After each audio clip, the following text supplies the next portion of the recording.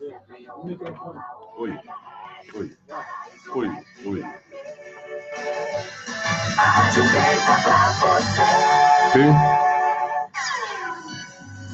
De olho na cidade, traz para você o jornalista Luciano Kleber.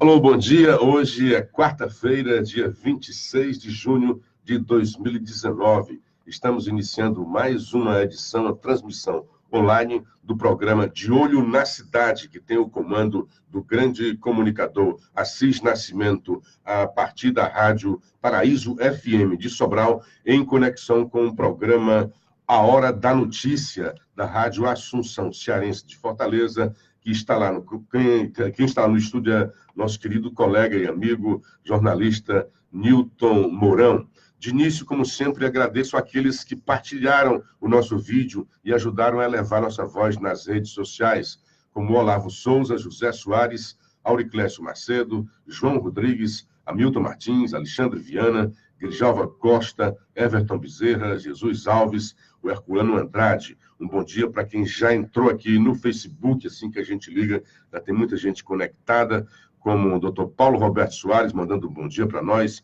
o Júlio César Tagino, Cláudio Moura, Marcelo Espíndola e também o João Soares da Silva Júnior. Bom dia, meu querido, se me ouve, se tem condições de interação, Newton Mourão. Porém, a ligação está no nível baixo, mas eu estou me desculpando. Também estou lhe ouvindo, né? Mas a minha ligação, se for o caso, eu refaço a ligação via celular, porque acho que a linha fixa está dando problema também aqui. Não sei o que está acontecendo, Milton. Você acha que é preferir fazer pelo celular, não? Vamos fazer a ligação antes de optar pelo celular. Eu te ouço bem aqui, só com ruído, né? Sempre tem esse ruído da telefonia fixa, lamentavelmente, né?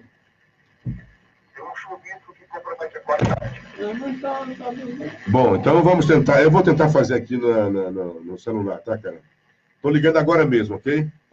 Então vamos desfazer essa daqui e tentar fazer a ligação via celular. Esse do fixo realmente achei que seria a solução.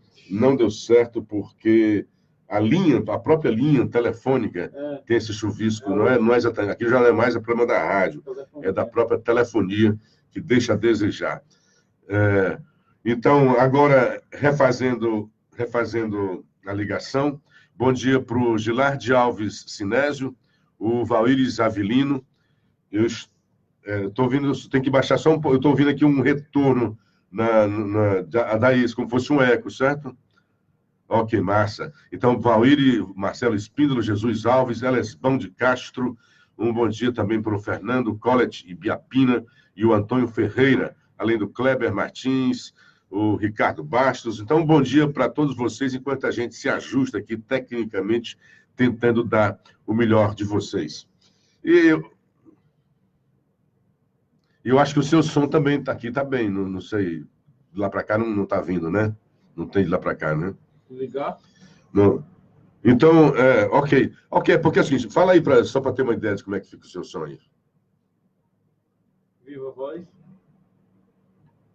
Programa De Olho na Cidade, transmitido diariamente de segunda a sexta-feira por esta potente FM Paraíso, aí na região norte, na Presidência do Norte de Sobral. E nós aqui na capital Carina, pela Rádio Assunção Carina. Muito bem. Deixa eu começar, então, pelo principal assunto do dia, né? Foi o assunto que tomou conta ontem, como você diz, houve um alvoroço ontem em todos os veículos de comunicação. Nunca o doutor Luiz Lula da Silva esteve tão próximo da liberdade quanto ontem. E vamos explicar exatamente o que é que aconteceu. Eu vou tentar explicar exatamente o que é que aconteceu ontem, contextualizando essa história, né? O senhor Gilmar Bastos fez ontem. Se dizem que o Moro orientava os advogados de acusação, ontem o Gilmar Bastos foi o próprio advogado de defesa de Lula. Vou explicar. Ali uma coisa completamente estranha, é um casuísmo jurídico, como disse a Vera Magalhães, um puxadinho que o Gilmar tentou fazer no processo, no HC, no habeas corpus de Lula. Então, é assim, muita gente ontem até nos debates criticando, olha, está lá adiando o habeas corpus de Lula. Vamos deixar claro o que é que aconteceu. Esse habeas corpus foi dado entrada em dezembro do ano passado, pela defesa de Lula, quando foi revelado que Moro, e Moro aceitou, seria ministro da Justiça do governo Bolsonaro. Então, o Celery, advogado de defesa, o Zanini, de defesa do Lula, que colocou uma centena já de recursos para tentar salvar o seu cliente, achou rápido, olha, é uma questão política aí, se o Moro aceitou, é porque ele gostaria, estava fazendo aquilo contra o Lula, porque ele iria trocar essa sua atividade de magistrado por um cargo político. Olha, quando a primeira condenação de Lula não estava no cenário a viabilidade do Moro ser presidente da República. Naquela época não havia. Só um visionário, né, poderia dizer que o Bolsonaro seria o próximo presidente da República. Já tem gente que diz, não, Luciano, eu acho que o Moro estava achando que o presidente seria o Alckmin, que ele é tucano e seria chamado. Rapaz, é todo tipo de especulação que se tem sobre esse rapaz. E vejo também gente séria que, na cegueira ideológica, se deixa desinformar. Vejo gente que é doutora em sociologia, dizendo esse tipo de coisa que eu vou afirmar agora. Que o Moro impediu a eleição, a candidatura de Lula, que certamente seria eleito. Na cabeça dele já seria eleito, né? Eu acho que Lula, candidato, não teria sido eleito. Mas isso está no campo, né, das especulações. Olha só, a condenação de Moro não tem o condão de tirar a candidatura de ninguém. Segundo a lei da ficha limpa, que foi dada entrada na época do governo Lula e foi sancionada por ele em meio a festividades, como sendo algo moralizador na política brasileira, previa que o candidato que fosse condenado por um colegiado, segunda instância, portanto, um juiz individualizado, como foi o Moro, juiz de primeiro grau, não barraria e não barrará Barrabás, a não ser que mude a legislação. Não pode, a lei da ficha limpa diz que apenas uma condenação de um colegiado, isto é, a partir da segunda instância, é que barraria a candidatura de quem quer que seja. Então, essa lei, tida como moralizadora, festejada pelos petistas na época, que teve o aval, a assinatura para entrar em tramitação de petistas, é que barrou a candidatura do senhor Lula. Sozinho, vou repetir, Moro não teria condições de tirar a candidatura e nem de prender, porque a lei brasileira não permite a prisão em primeira instância. Avançou quando de uma repactuação lá no STF, né, que voltou a pensar sobre que haveria a possibilidade, desde que fundamentada, sempre cheio de cautela, a prisão em segunda instância. E dizem que se for votar agora de novo, volta àquela coisa antiga. É a biruta do STF. É uma casa que, em vez de dar segurança jurídica, traz instabilidade jurídica. E uma das mais relevantes birutas desse momento se chama Gilmar Mendes. Gilmar fez um discurso candente, maravilhoso, quando ele votou a favor da prisão em segunda instância. Depois, ele deu uma reviravolta. Mudou de ideia. Todo mundo pode mudar de ideia. Um cavalo de pau nas suas ideias. Mas da forma como ele fez, ficou muito estranha, né? Porque aquele arrazoado todo.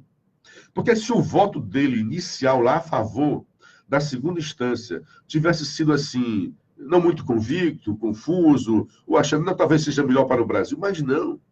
Ele fez um voto, uma fundamentação muito consistente. É muito bom, Gilmar. Pode até alguém duvidar do seu caráter, mas ele tem realmente escopo intelectual. Ele tem realmente sabedoria constitucional. E joga muito bem com isso daí.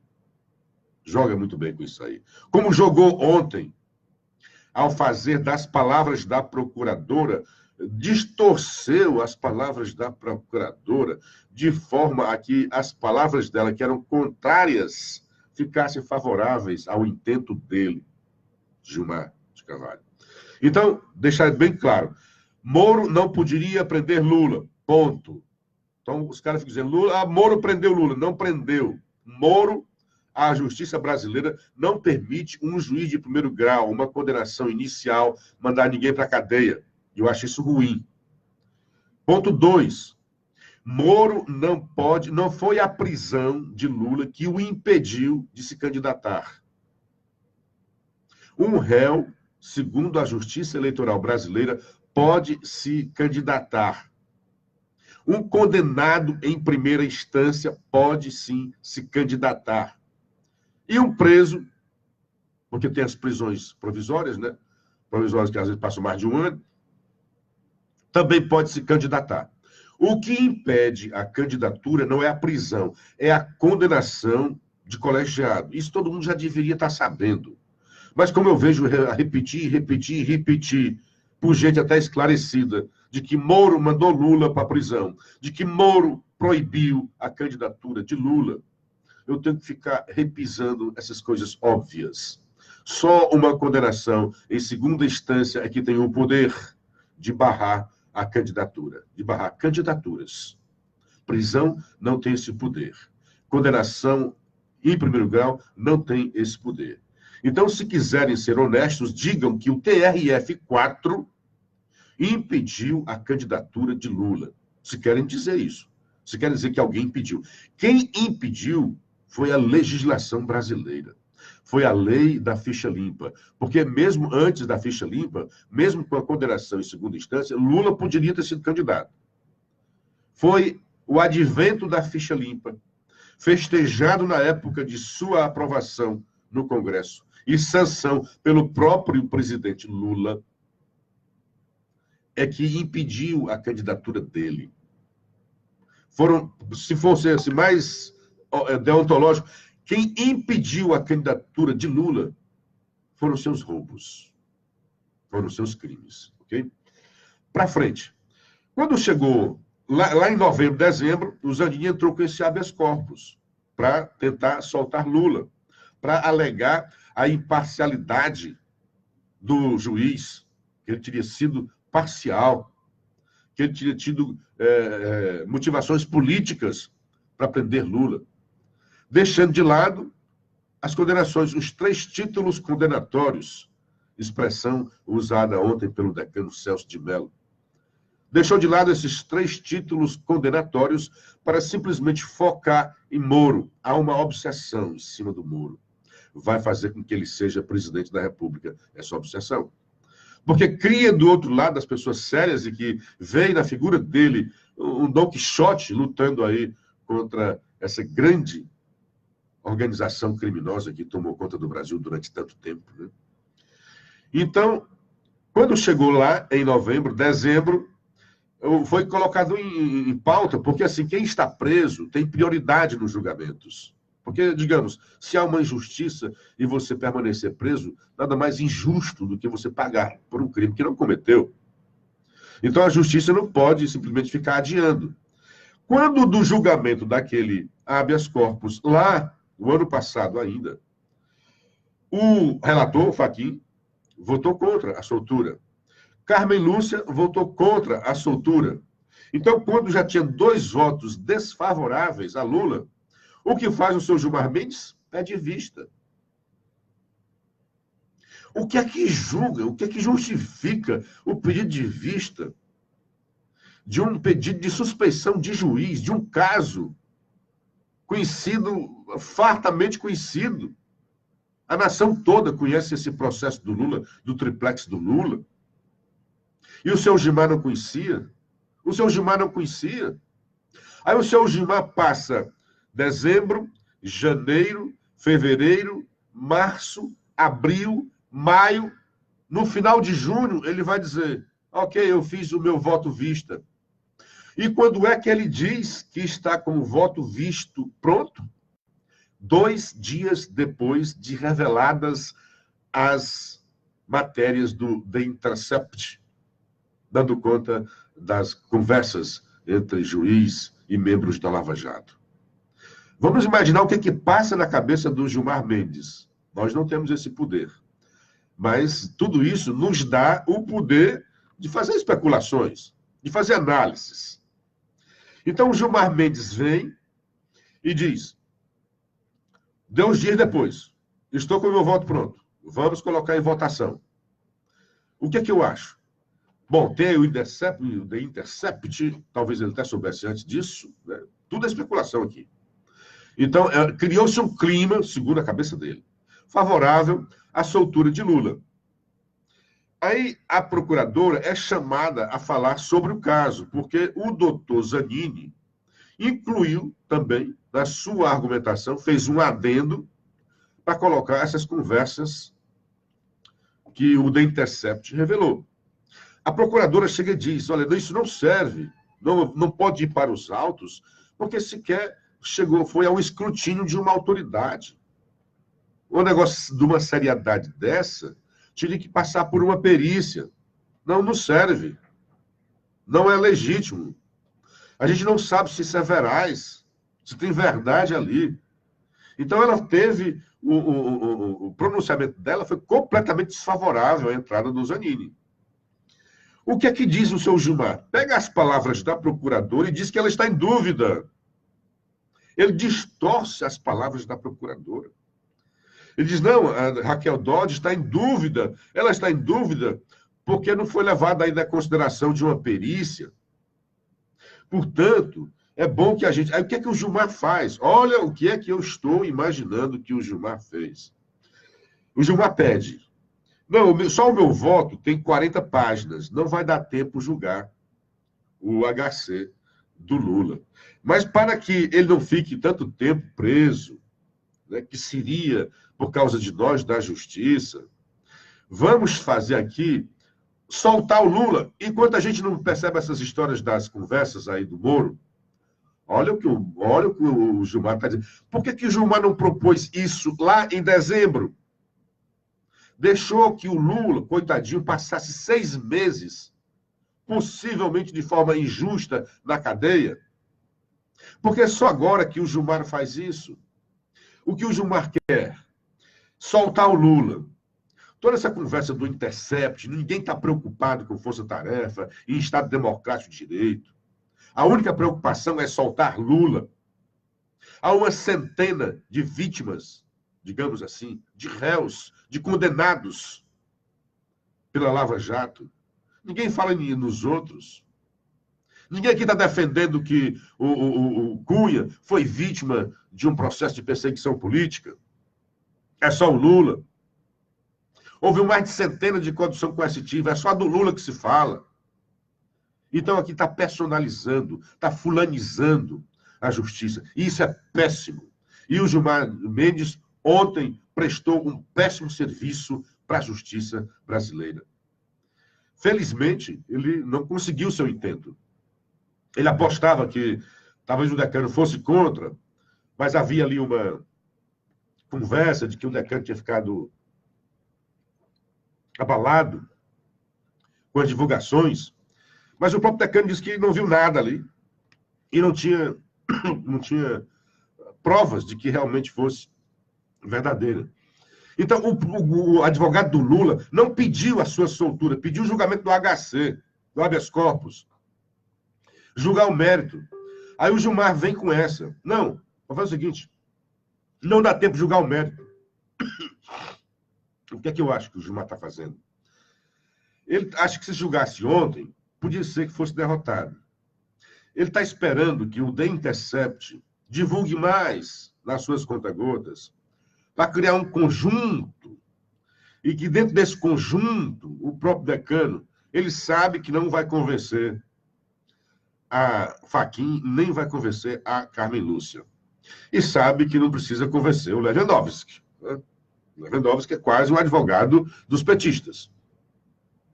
Sempre se posicionou favoráveis a ele e ainda cometeu aquela coisa de estuprar a Constituição lá no impeachment, quando ele fatiou uma legislação. A legislação dizia que, empichado o presidente, ele perde os direitos por 8 anos. Ele julgou 2 coisas, quando era só um item. Empichou, agora vamos julgar se ela perdeu ou não os direitos. Não existe isso. Uma aberração jurídica. Então, ele se propõe a fazer aberrações jurídicas para defender os seus. Então, o Gilmar tentava ontem soltar o Lula, dizendo, coitadinho, com essas coisas que estão aí, do The Intercept, é possível que tenha havido um julgamento realmente parcial. E se foi, tem que votar tudo. Então, vamos logo soltar o Lula. E a gente vem depois. Aí ele abre um outro visto, não entrega mais o visto, e o Lula fica solto. Olha o que é que isso... O Vicente fez essa pergunta. O que é que aconteceria com Lula solto? Melhoraria o Brasil? Olha, iria criar, mais do que já existe, né, uma exacerbação dessa polarização que já existe na política. O país ia pegar fogo. Ia pegar fogo. E nem os seus opositores. E nem a sociedade brasileira. Ninguém iria entender aquilo que foi feito lá ontem. Soltaram Lula por quê? Essa seria a grande pergunta da sociedade. Como é que a gente iria responder? Como é que os senhores juízes, ministros, iriam responder? E ali é uma tentativa assim, olha, vou pegar um voto aqui, vou tentar ali, porque hoje tá assim, é o decano, o Coringa. É ele que vai decidir. E ele ontem disse uma coisa assim meio estranha, né? Olha, esse meu voto aqui não é antecipador, não é uma posição antecipatória do meu voto quanto ao mérito. Então, não por causa dessa dúvida do decano, mas até pela essa questão toda que o país está se voltando e essa, né, polarização, eu concordo com o editorial do jornal O Globo de hoje, que defende que esse julgamento vá para o plenário. Não fique apenas nessa turma. Essa turma chamada de garantista. Há 2 turmas no STF. Essa turma é a turma soltadora. Costuma soltar. A outra costuma prender. Tem lá o Barroso, que tem o Fux, né? Essa daí costuma prender. Tem o Marco Aurélio, que é um garantista também. E essa que dá aqui é como se fosse um jardim, né, do Éden, que chamaram até brinco, né, que seria o jardim do Éden, porque solta todo mundo. Com a vinda da Carmen Lúcia, restituiu o equilíbrio, que antes era o Toffoli.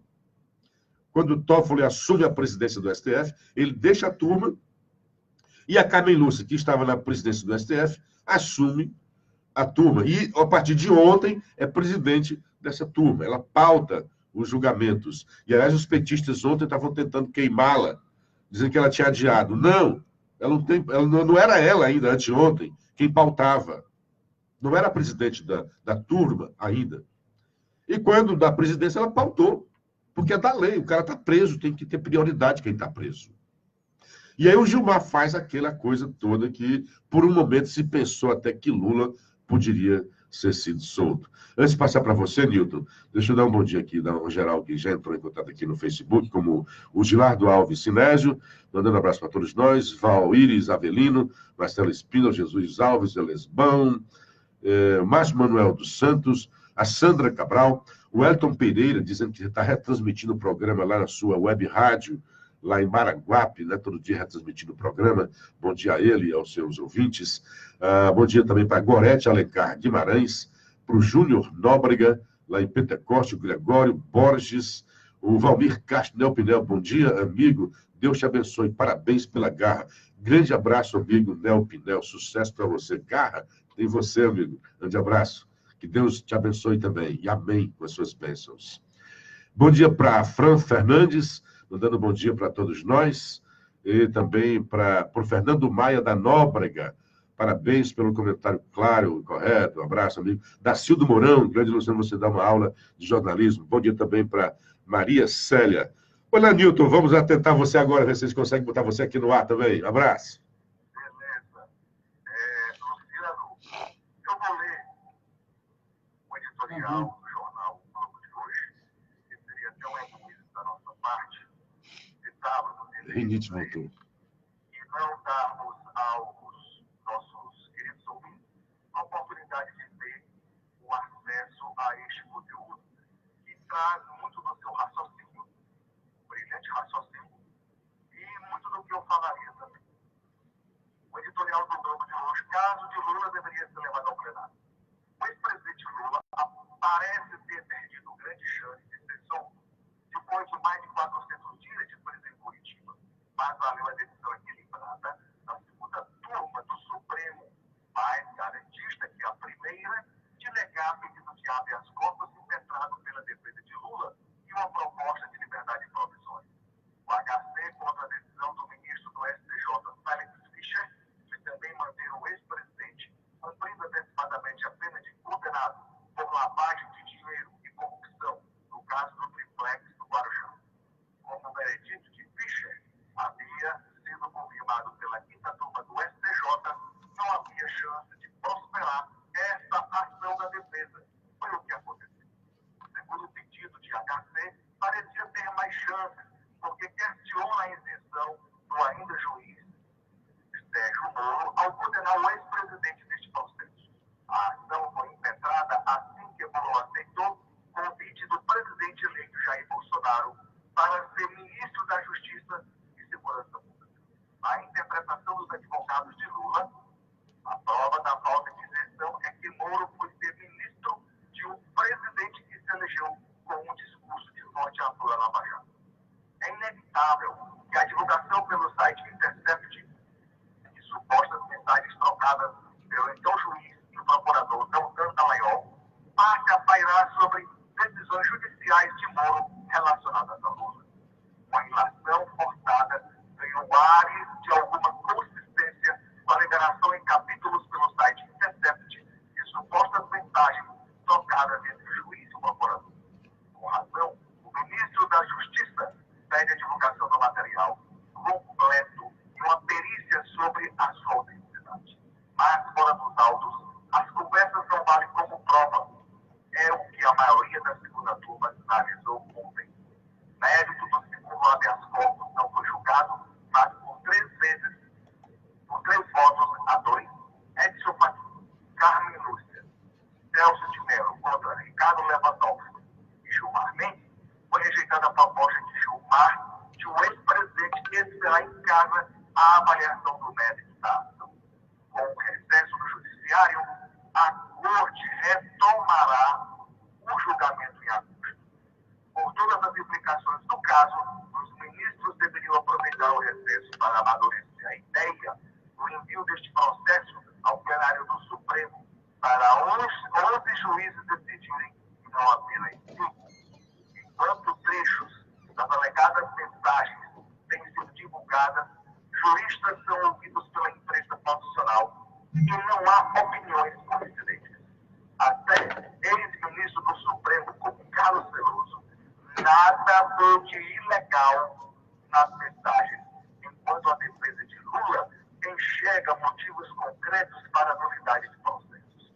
O certo é que, pela alta voltagem do assunto, qualquer frase dos diálogos tem despertado apaixonadas discussões. Há tudo menos serenidade neste momento.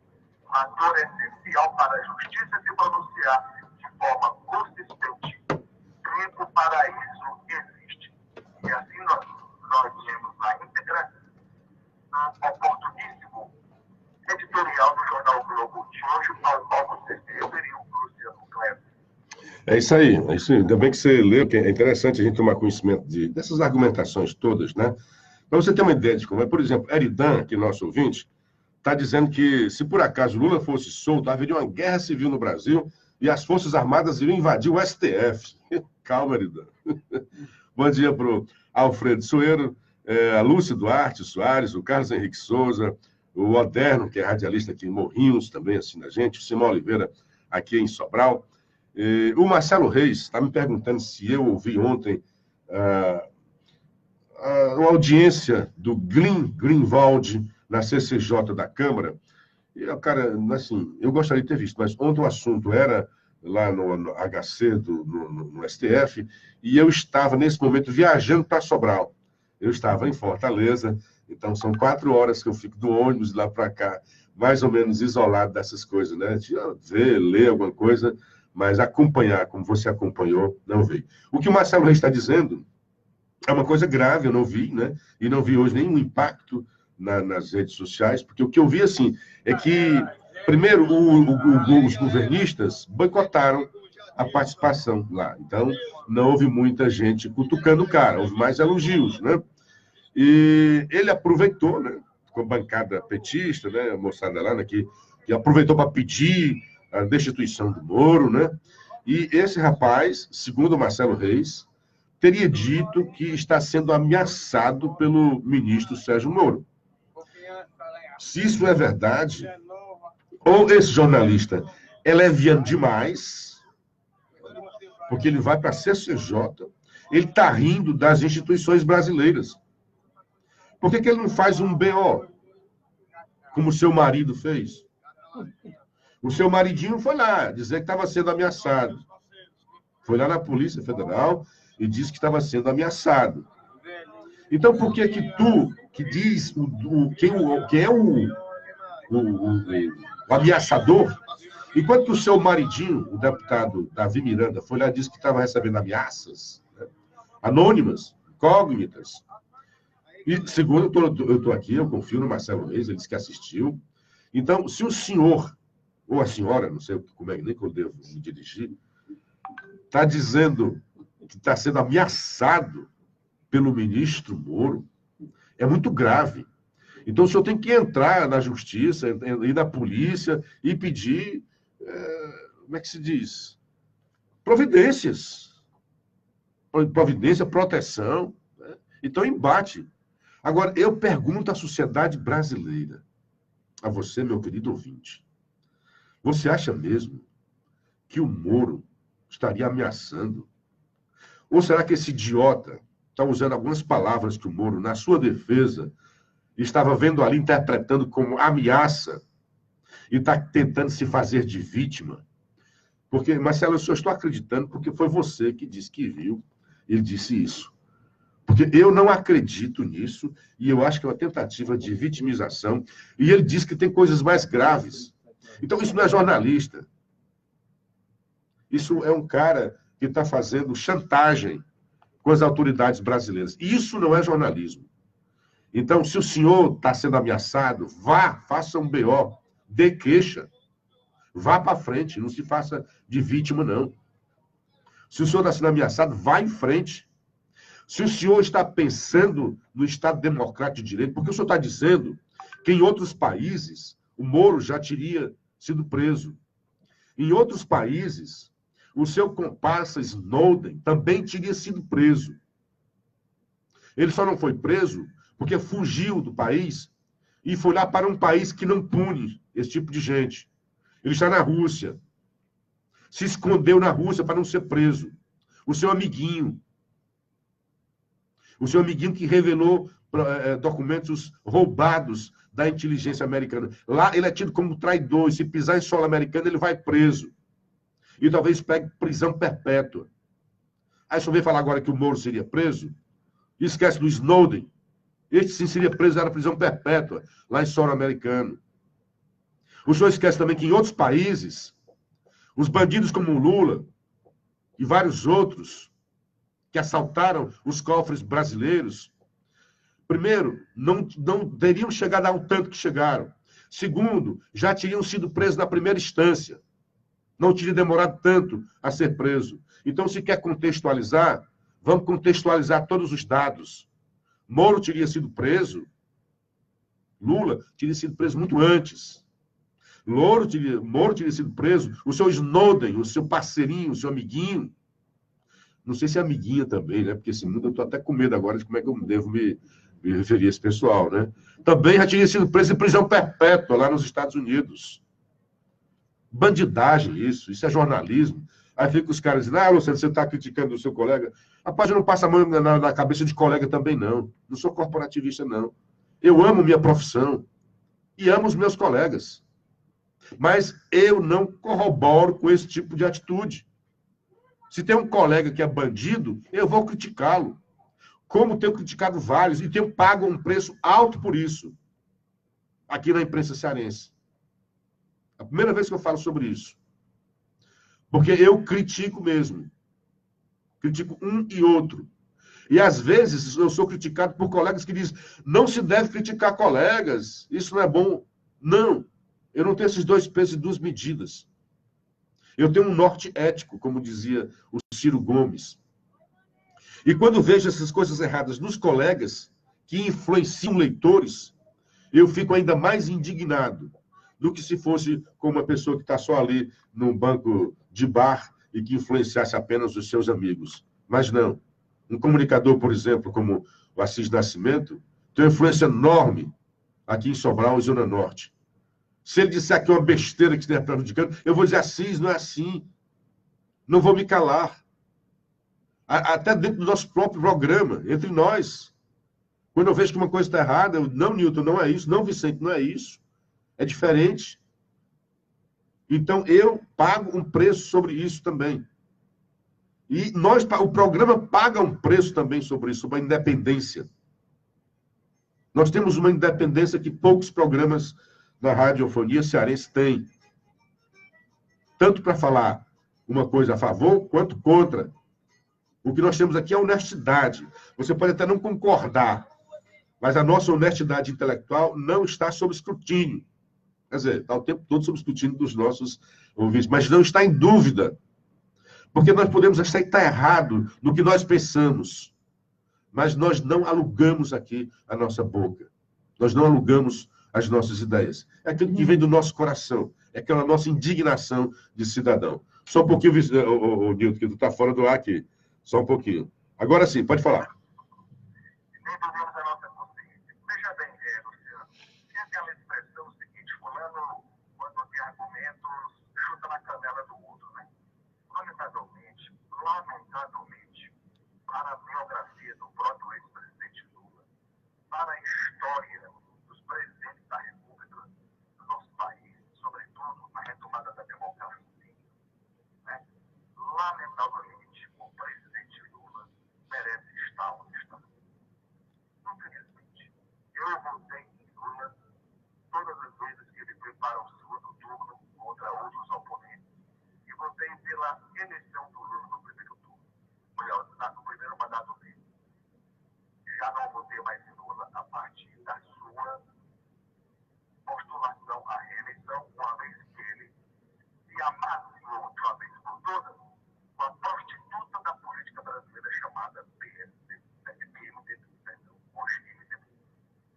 Porque ali, naquela ocasião, você tentou dar uma rasteira no vice do Lula, o ex-vice-presidente Alencar, que já estava até acometido de câncer, se chegou até a levantar a tese de um outro candidato a vice no lugar do Alencar.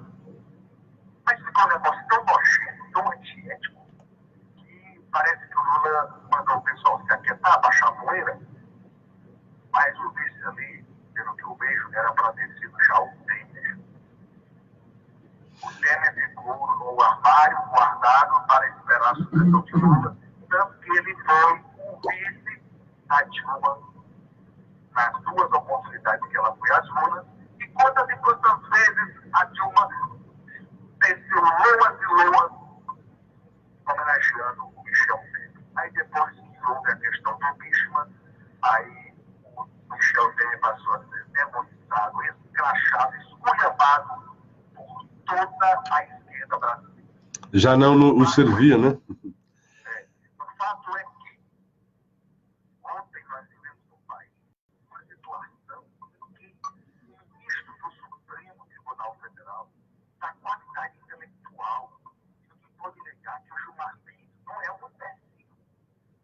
Ao contrário. O Gilmar Mendes não é um ignorante no direito, como eu você somos, Luciano Kleber. A gente, para falar alguma coisa aqui, a gente tem que estudar, tem que ler, e às vezes a gente fica até um pouquinho inseguro, né, companheiro? Mas a gente vai lá e fala. O Gilmar Mendes não é qualquer pessoa, mas infelizmente ele faz parte de um conluio Lamentável. E eu já fui um grande admirador dele, assim, porque mesmo que fosse a favor ou não, né? Agora, deixa eu dar...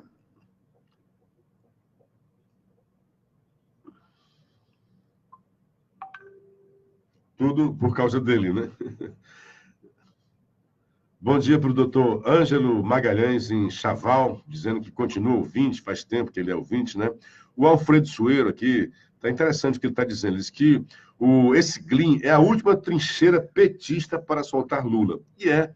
Por que ele está correto, o senhor Alfredo Sueiro? Quem sou eu, né, para ficar? É apenas eu me junto ao seu argumento. Porque tentaram, de todas as formas, dizer que Lula era um perseguido, que não tinha provas. Como as provas foram consideradas realmente consistentes por 3 títulos condenatórios, eu gostei dessa expressão do Celso, né? 3 títulos condenatórios. O que eles querem agora? A nulidade. Questão ali, uma técnica. Não, o juiz conversou. Vixe, o juiz bateu o olho ali para o procurador. Então tá, vamos desfazer. E, engraçado, porque tem outros juízes. E olha só no novo contexto. A juíza Hart, Gabriela Hart, também condenou o Lula. E o Lula, como o Gilmar não quis agora, eu vejo aqui na Folha de São Paulo, acho engraçado como é que até os jornalões cometem esses erros bobos, né? O Jornal Povo está dizendo aí, Gilberto Gil nos seus 77 anos. Quer dizer, no próximo ano ele vai trazer uma matéria 78, depois 79. Se fosse uma data fechada, vá lá, né? Mas aí a Folha de São Paulo está dizendo assim, o que é que vai acontecer? Não, o que vai acontecer agora é que certamente... deixa eu ver aqui como é que ela diz, né? Quando ela faz um apanhado sobre... Ela faz umas explicações, né? Aí uma das explicações é assim, quando o julgamento será retomado, ok? Sobre o HC de ontem, o habeas corpus. Quando o julgamento será retomado? Responde a Folha de São Paulo. A previsão é que isso ocorra no segundo semestre. O segundo semestre começa na próxima semana, né? Dizer que vai ser no segundo semestre, cara. Não precisaria um jornal abrir espaço para dizer isso. Esse primeiro semestre não acontecerá mais. Acabou-se, né? Pois bem, eu vou dizer aqui uma frase, Nilton, e eu vou testar seus conhecimentos. Saber se você sabe de quem é essa frase. A frase é assim, se tem um brasileiro que sabe que o Lula não é inocente, sou eu. Pela proximidade. E parte das coisas que eu sei, eu tenho que morrer com elas. Porque eu sei em confiança. Isso morre comigo. Notavelmente, o ex-governador, o ex-ministro, candidato a presidente da República, Ciro Gomes. Agora, essa frase do Ciro, primeiro assim, é reveladora. Ele está dizendo, eu sei, ninguém mais do que eu sabe que o Lula é culpado. E ele diz que sabe e vai guardar essas coisas porque foi tido em confiança. É mesmo, Ciro. Então, o Lula roubou em confiança, o Lula cometeu crimes em confiança, como se o Ciro fosse um sacerdote, não um homem público, porque um homem público, quando tem informação e ciência de um crime, ele tem que, no mínimo, levar isso ao Ministério Público. E que o Ministério Público faça lá o que achar que deva fazer. O Ciro vem e diz... Quando está se dando bem... Que, Ciro, o Assis Nascimento está me dizendo aqui, na época o Ciro estava de bem com o Lula, estava tendo, né? Estava dando bem, tinha tornos, era ministro, já foi ministro, né? Indicou ministros, etc, etc. E nesta época ele soube, em confiança, como se fosse um sacerdote que recebesse uma confissão, e o sacerdote tem a obrigação de não revelar a confissão. Mas Ciro está longe de ser um sacerdócio. É um homem público, tem o dever, o direito e o dever, principalmente se ele é um cara que está a favor da sociedade e da moralização no serviço público.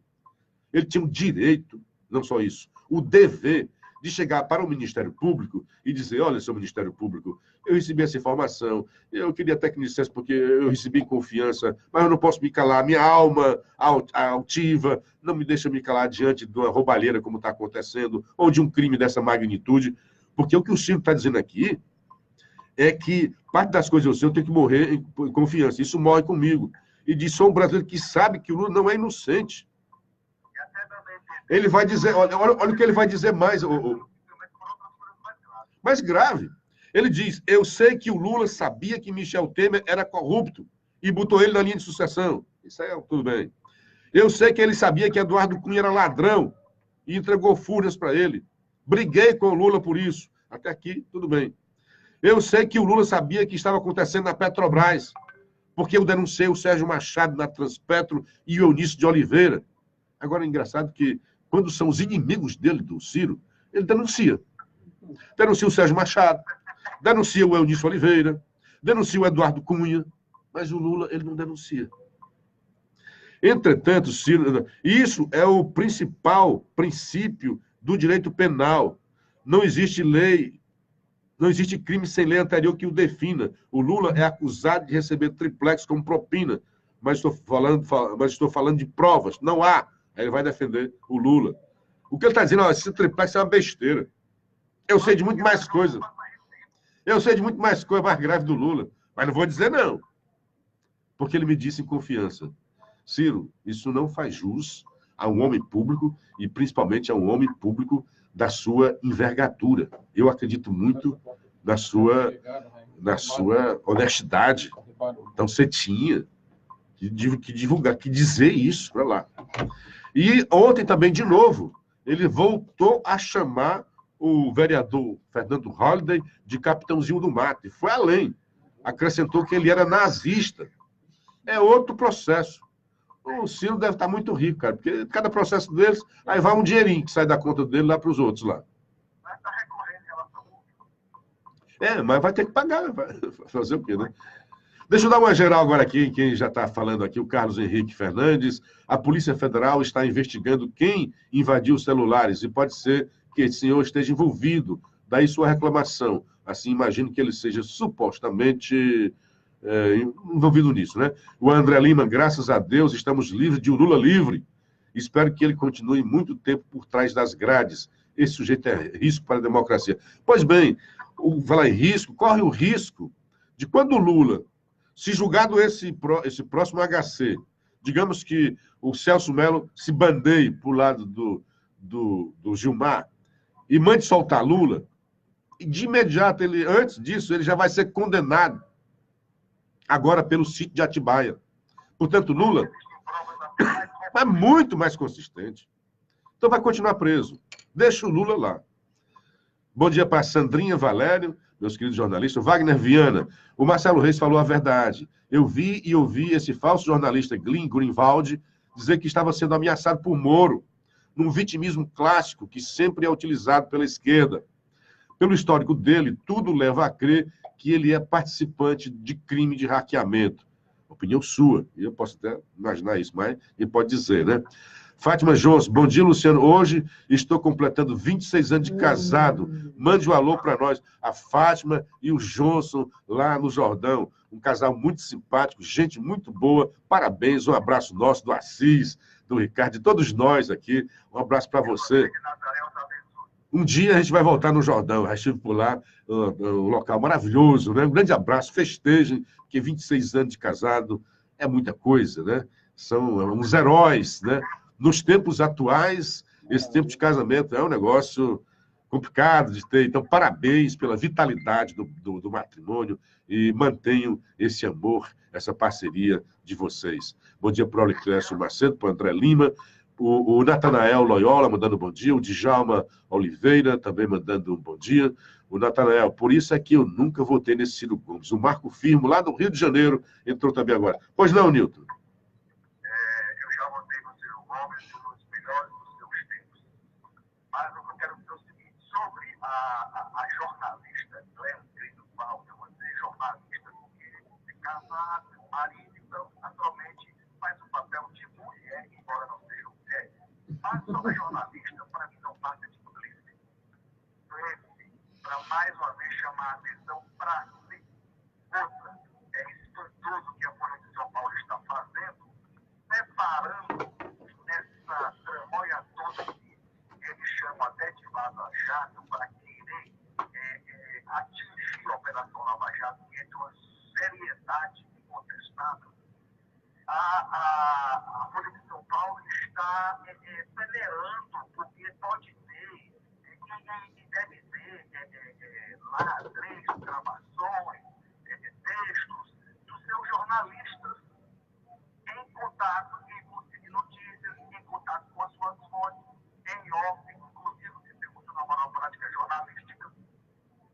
A Folha de São Paulo está peneirando, sabe, Luciano? A Folha de São Paulo está peneirando, inclusive isso é totalmente antiético com relação aos outros meios de comunicação, tá certo? E também, com certeza, os seus jornalistas foram atrás... A Folha de São Paulo está tendo acesso às matérias dos outros jornalistas, dos outros jornais. Antiético isso.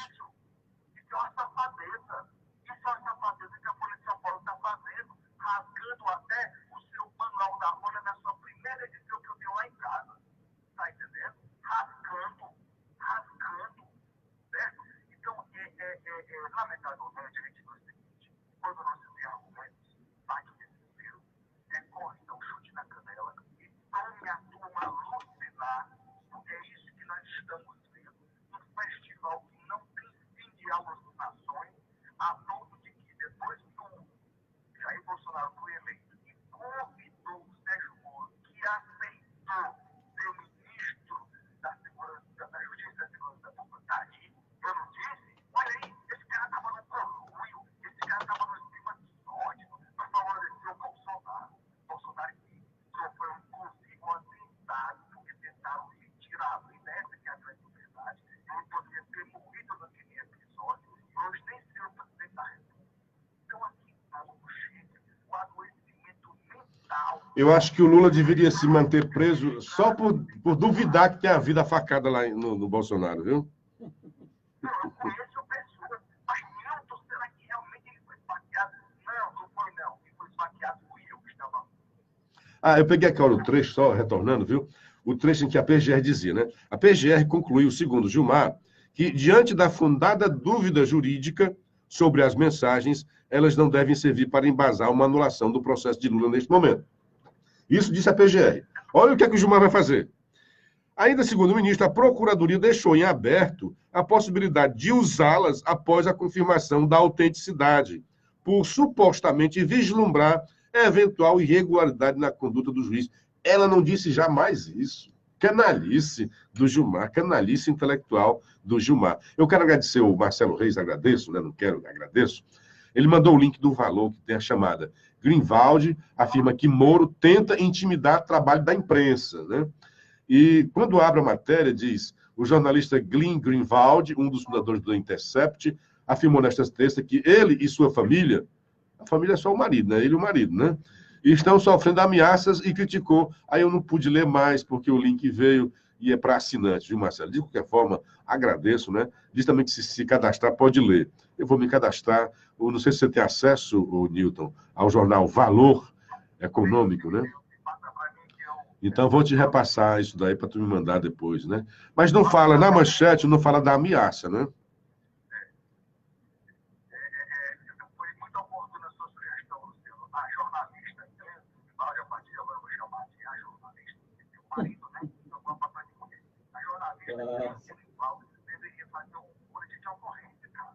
É muito sério. Ele falou que o ministro da Justiça, da Segurança Pública, o está ameaçando desde que formou. Isso é de um jornalismo, de uma leviandade, de um descaramento, sabe, monstruoso.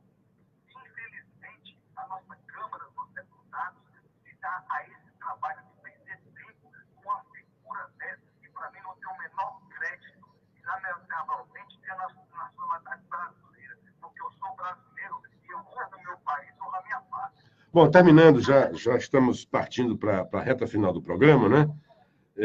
Lembrar que houve 30 juízes que estavam pedindo que o Sérgio Moro saísse, né, fosse de volta, né, saísse, fosse expulso da Associação de Juízes e Magistrados. E isso não foi levado em consideração, porque não tinha nada contra o juiz. Ele, apesar de hoje não ser juiz, né, apesar de hoje ele não ser juiz, ele é sócio benemérito da JUF.